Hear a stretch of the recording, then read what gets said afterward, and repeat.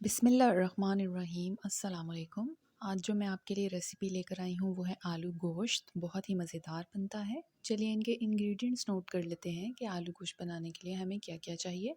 मैंने 1.5 किलो यहाँ पे गोश्त लिया है, 3 प्याज हैं, इन्हें स्लाइसिस में काट लिया है, 4 टमाटर हैं, इसके अलावा 2 चम्मच मैंने लहसुन अदरक का पेस्ट लिया है भरकर, 2 चम्मच ही हरी मिर्चों का पेस्ट है, ये भी भर के लिया है, ऑयल लिया है 1 कप, नमक लिया है 2 चम्मच, हल्दी हाफ़ टेबल स्पून, ज़ीरा half teaspoon, garam masala powder half teaspoon, red chilli powder 2 tablespoon, सूखे धनिया का पाउडर 1 टेबल स्पून।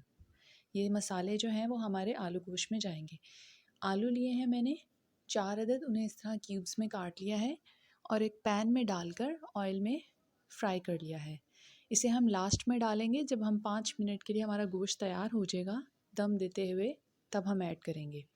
अब हम गोश्त तैयार करते हैं।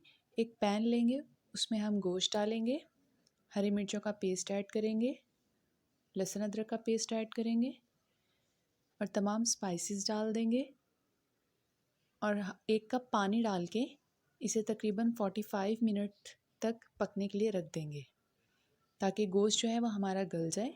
जैसे ही गोश्त हमारा गल जाएगा हम इसे अच्छे से भून लेंगे, इतना भूनेंगे कि ऑयल ऊपर आ जाए।